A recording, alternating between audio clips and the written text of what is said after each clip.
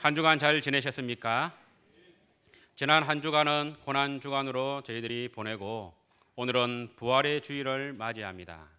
사탄의 세력들은 예수님을 십자가에 못 박아 죽게 함으로 자신들이 승리하였다라고 생각했을 것입니다. 하지만 예수님은 부활하심으로 죽음의 권세를 이기시며 승리하셨습니다.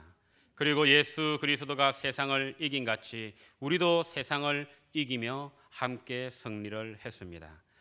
요한일서 5장 4절 5절 말씀에 무릇 하나님께로부터 난 자가 세상을 이기느니라. 세상을 이기는 승리는 이것이니 우리의 믿음이니라. 예수께서 하나님의 아들이심을 믿는 자가 아니면 세상을 이기는 자가 누구냐라고 기록하고 있습니다. 사탄은 예수 그리스도가 부활하셨을 뿐만 아니라 그 아들의 영을 받은 수많은 예수 그리스도의 제자들로 인해서 더욱더 난처해지기 시작했습니다. 예수의 영을 받은 그들은 바로 수많은 작은 예수가 되어서 이 세상을 이제 살아가기 때문에 그들은 그 능력이 예수 그리스도께로부터 오기 때문에 그들은 이들을 감당할 수가 없기 때문입니다. 그래서 예수님께서 그 제자들에게, 자신을 믿는 자들에게 이런 권세를 주셨습니다. 너희가 누구든지 누구의 죄든지 사하면 사하여 질 것이요 누구의 죄든지 그대로 두면 그대로 있으리라 하시니라. 하지만 예수 그리스도께서 부활하셨음에도 아직 믿음이 연약한 제자들은 닫힌 문 안에 두려움과 공포 가운데에 모여 있는 것을 우리가 볼 수가 있습니다. 오늘 세상의 많은 그리스도의 제자라 하는 성도들이 주님이 우리들에게 주신 그 능력을 알지 못하고 살아가고 있다는 사실이 사탄에게는 새로운 소망이 되어 버린 것입니다. 그래서 사탄은 그들이 죽을 때까지 이 사실을, 이 능력을 모르게 살아가게 하기 위해서 온갖 괴계와 간사한 깨를 뿌려서 우리를 유혹하고 있는 것입니다. 우리에게 예수님이 함께 하지 않는다면 우리는 세상이 우리를 누르는 그 힘과 나를 쪼여 들어오는 그런 압력과 또 여러 가지 환난 가운데 고통스러워할 것입니다. 그것뿐만 아니라 외부에서뿐만 아니라 내 속에서 올라오는 수많은 혼란과 갈등과 불안전함으로 말미암아서 우리는 힘겨워할 것입니다. 제자들이 바로 이와 같았던 것이죠. 예수님이 죽고 나서 그들 곁에 있지 않다라는 그런 부재의 그 상태를 느꼈을 때에 그 제자들의 모습을 요한복음 20장 19절은 이렇게 표현하고 있습니다. 이날 곧 안식 후 첫날, 안식 후 첫날은 바로 오늘 우리가 예배드리는 주일인 것이죠. 주일 저녁에 제자들이 유대인들을 두려워하여 모인 곳에 문들을 다 닫았다라고 합니다. 예수님을 죽인 그 유대의 종교 지도자들이 자신들도 찾아서 죽이지 않을까, 그런 공포감 가운데에, 두려움 가운데에 모여 있었던 것이죠. 하지만 예수 그리스도께서는 그들에게 먼저 찾아오시는 것입니다. 예수님께서 그 모든 닫힌 문들을 다 여시고 가운데 서서 이르시되 너희에게 평강이 있을지어다 라고 이렇게 말씀하십니다. 핍박의 두려움에 떨고 있는 제자들에게 자유를 주신 것이죠. 예수 그리스도의 부활의 신앙은 진리가 너희를 자유케 하리라 라는 그 말씀처럼 우리에게 참 자유를 주시는 것입니다. 우리에게 참 평강을 주시는 것입니다.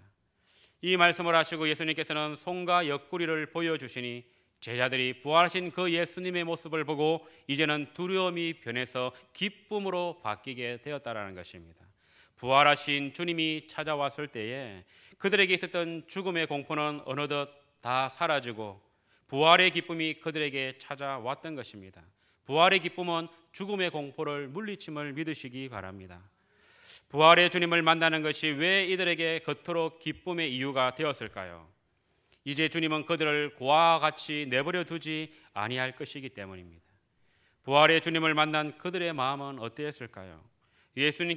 예수님과 함께하면서 그들이 들었던 그 모든 말씀이 이제는 생생하게 기억날 것입니다. 왜냐하면 주님이 제자들에게 내가 부활할 것이라는 것을 약속하셨는데 그 약속을 지키심으로 말미암아 이제는 제자들이 주님이 하신 모든 말씀을 이제 확신할 수 있기 때문인 것이죠. 그래서 너희에게 평강이 있을지어다 라고 선포할 때에 그들의 막힌 모든 것을 다 뚫으시고 그들 중앙에 서시는 그 예수님의 말씀이 예전에 요한복음 14장 27절에서 제자들에게 말했던 그 말씀으로 들렸을 것입니다. 평안을 너희에게 끼치노니 곧 나의 평안을 너희에게 주노라. 내가 너희에게 주는 것은 세상이 주는 것과 같지 아니하노라. 너희는 마음에 근심하지도 말고 두려워하지도 말라. 라는 그 주님의 말씀이 생생하게 이제는 그들의 머릿속에 떠오를 것입니다. 그리고 예수님은 또 이르시되 너희에게 평강이 있을지어다 라고 두 번째 평강을 선포하신 것입니다. 첫 번째 평강은 너희들이 지금 가지고 있는 죽음의 공포를 몰아내는 것이라면, 두 번째 평강은 이제는 그 너희들이 공포가 없는 그 가운데에 이제 너희들에게 사명을 주겠다라는 것입니다. 내가 너희들을 지금 찾아온 것은 너희들의 평강을 선포하기 위해서 온 것이 아니라 이제는 사명을 주기 위해서 왔다라는 것입니다. 그래서 하나님 아버지께서 이 세상을 사랑하셔서 나를 이 세상에 보내신 것 같이 이제는 나도 하나님 아버지처럼 너희를 이 세상으로 보내겠다라고 말씀을 하시는 것입니다. 빌립은 그 순간에 예수님께서 자기가 예전에 했던 그 질문과 대답이 떠올랐을 것입니다. 다른 제자들도 동일하게 떠올랐을 것입니다. 빌립이 예수님에게 물어봅니다. 주여, 아버지를, 하나님 아버지를 우리에게 보여주시옵소서. 그러면 우리가 족하겠나이다. 그때 예수님께서 뭐라고 말씀하십니까? 빌립아, 내가 이렇게 오래 너희와 함께 있으되 내가 나를 알지 못하느냐? 나를 본 자는 아버지를 보았거늘 어찌하여 아버지를 보이라 하느냐? 빌립은 예수님이 하나님이시라는 것을 깨달았던 것이죠. 주님을 보고야 믿었던 제자 도마의 고백도 동일했습니다. 나의 주님이시요 나의 하나님이시리이다. 부활의 주님을 만난 사람은 주님이 주시는 평강으로 먼저 기쁨 속에 거하게 되는 것입니다. 그리고 부활의 주님은 우리에게 그 기쁨 안에 거하게 하는 것이 아니라 우리가 어느 곳에 있든지 모든 시간의 벽과 모든 공간의 벽과 모든 인종의 벽과 모든 경제적인 벽과 또 모든 지식의 벽과 모든 명예의 벽을 다 뚫어버리고 그들 가운데 서서 바로 우리에게 사명을 주신다라는 것입니다. 이 말씀을 하시고 또 그들을 향하여 숨을 내쉬며 이르시되 성령을 받으라 라고 말합니다. 우리 주님은 우리들을 파송하실 때에 그냥 보내시는 것이 아니라는 것이죠.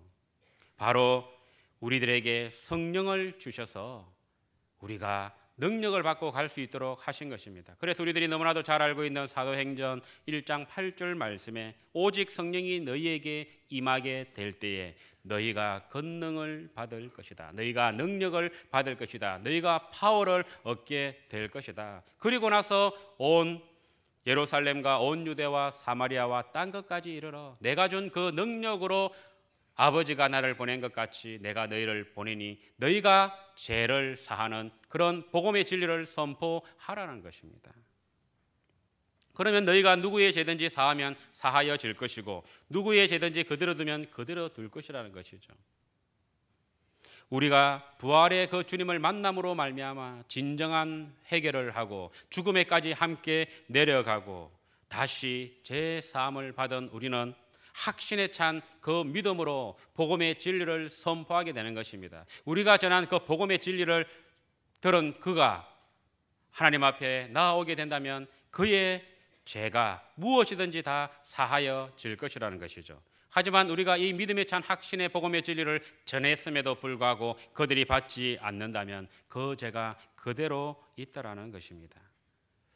이와 같은 주님의 그 만남과 주님의 사명을 듣지 못했던 도마는 예수님과 함께 그때 있지 아니하였기 때문에 도마는 다른 제자들이 한 말을 믿지 아니했습니다. 그래서 내 손을 가지고 그 못자국에 넣고 또 내 손을 옆구리에 넣어보지 않고서는 내가 믿지 않겠다라고 말했습니다.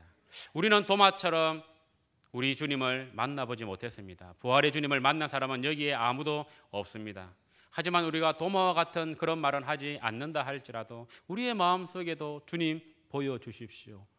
하나님을 우리에게 보여주십시오. 하나님이 살아계심을 제가 생생하게 느낄 수 있도록 해주십시오. 나와 함께하고 있다는 것을 보여달라는 그런 욕구가 우리들에게도 있을 것입니다. 주님은 이 도마를 통해서 우리들에게 가르쳐 주시고자 하는 교훈이 있는 것이죠. 8해를 지나서 다시 예수님은 제자들을 찾아옵니다.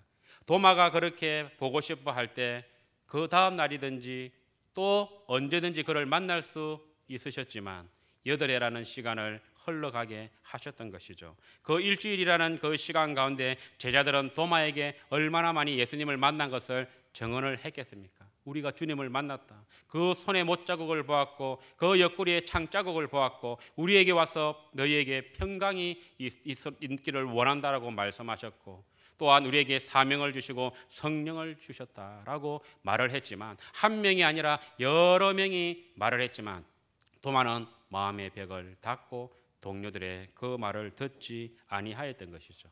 만일 그가 그 동료들의 말을 들었더라면 예수님이 다시 오셨을 때 예수님께 이렇게 고백했을 것입니다. 주님, 제가 처음에는 주님이 부활하셔서 우리를 만나러 왔다라고 했을 때 제가 믿지 아니했지만 이제는 제가 믿습니다라고 고백을 했겠죠.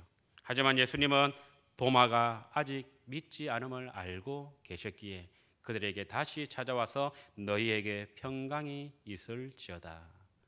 이제는 너희의 의심의 그 모든 벽들을 다 밀어내고 내가 주는 참된 평강을 너희가 받아 누리라는 것이죠. 도마를 향한 특별한 주님의 사랑이었을 것입니다. 그리고 도마에게 내 손가락을 나의 못자국에 한번 넣어봐라. 내 손을 나의 옆구리에 넣어보라. 그리고는 믿음 없는 자가 되지 말고 믿는 자가 되어서 살아라 라고 말씀을 하십니다. 이때 도마는 신앙의 고백 가운데 최고의 고백을 하는 것입니다. 예수님은 나의 주님이시요 예수님은 나의 하나님이시니다 라고 고백하는 것이죠. 예수님은 이 도마에게 이렇게 말합니다. 너는 나를 본고로 믿느냐? 보지 못하고 믿는 자들은 복되도다 이렇게 말씀을 하셨습니다.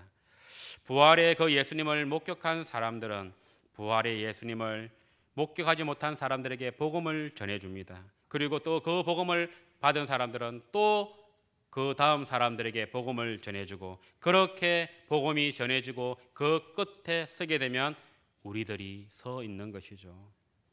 우리는 부활의 그 주님을 보지 않고 믿는 사람들이 아닙니까? 우리는 예수 그리스도를 눈으로 본 제자들보다 더 복된 사람들입니다. 보지 못해 의심했던 도마는 다시금 예수님을 보았지만 우리는 보지 못했지만 예수님을 우리의 구주로 영접하였기에 예수님의 말씀처럼 복된 사람이 될 수 있는 것입니다. 도마를 통해서 우리들에게 말씀해 주시는 것은 8해가 지난 것이 아니라 8년이 지나든 수천 년이 지나더라도 주님은 언제든지 우리가 원하실 때에 모든 장벽을 다 뚫고 우리에게 보이실 수 있지만 우리는 주님께 그런 요구를 할 수 없을 뿐만 아니라 그것은 믿음의 사람이 아니라는 것입니다. 나는 보지 못했기 때문에 못 믿겠다라고 한 사람이 그렇게 주장할 때마다 주님이 나타나신다라는 것은 아니지 않습니까? 그래서 도마를 통해서 우리에게 보여주시는 것은 네가 나를 본고로 믿느냐? 보지 않고 믿는 자는 더 복되다라고 말씀하고 있는 것입니다. 유대인의 한 랍비가 이렇게 말하고 있습니다. 이스라엘의 혈통을 지닌 사람과 또 이방인 개종자의 차이에 대해서 이렇게 말하고 있습니다.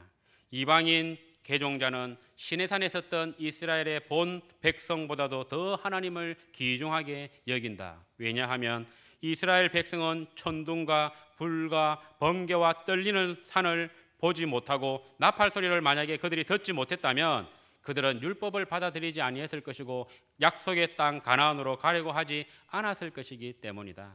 그들은 바로 하나님의 그 놀라우신 천둥과 불과 번개와 떨리는 산을 보았기 때문에 하나님을 두려워하여 그 율법을 받아들이고 가나안으로 향해 갔던 것입니다. 하지만 이방인 개종자들은 이 모든 것을 본 적이 없음에도 불구하고 하나님께 자신의 몸을 맡기고 하나님의 나라의 멍에를 스스로 짊어지고 또한 하나님을 소망하며 살아갔다라는 것입니다. 이보다 더 귀한 사람이 어디 있겠냐라는 것이죠.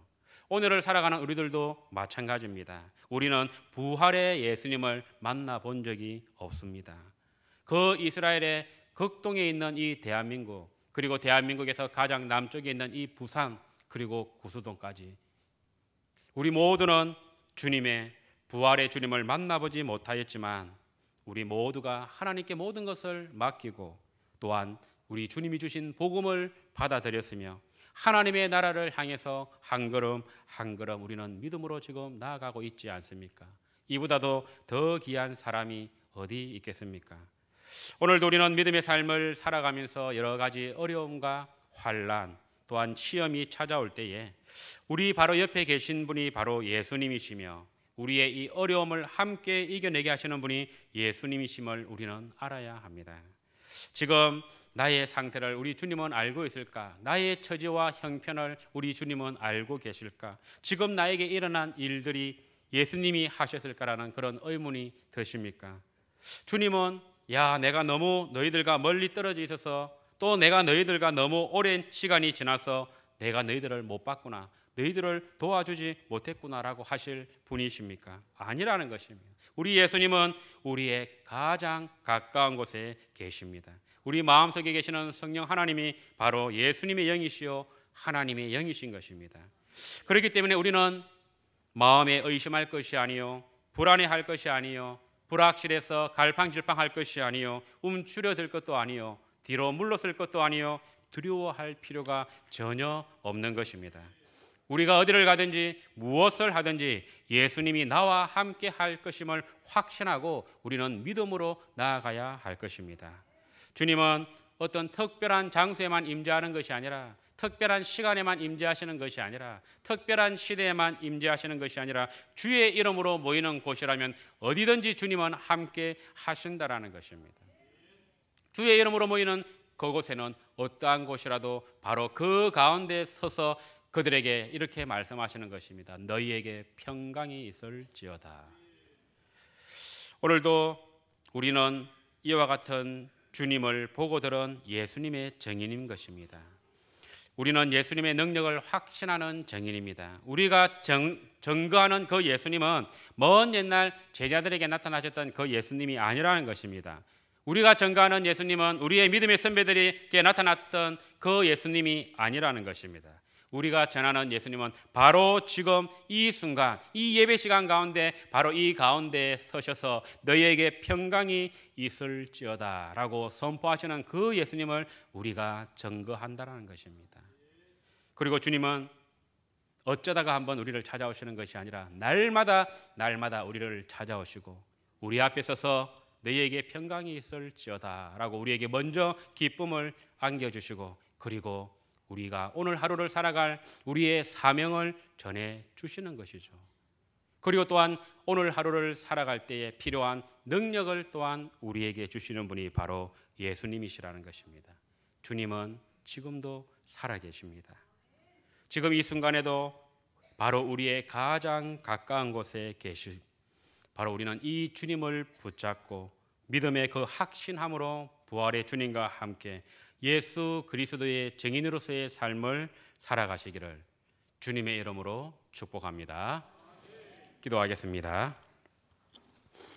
오늘도 우리에게 참 평강으로 다가오시는 주님의 은혜와 사랑에 감사드립니다. 우리를 고아와 같이 버려두지 아니하시고 세상 끝날까지 우리와 함께 하시겠다 약속하신 주님의 그 약속을 믿고 날마다 우리에게 주시는 평강과 사명과 능력 주심에 부활의 영광을 날마다 삶 속에서 실현하고 눈으로 보는 저희들의 믿음의 삶이 되게 하옵소서.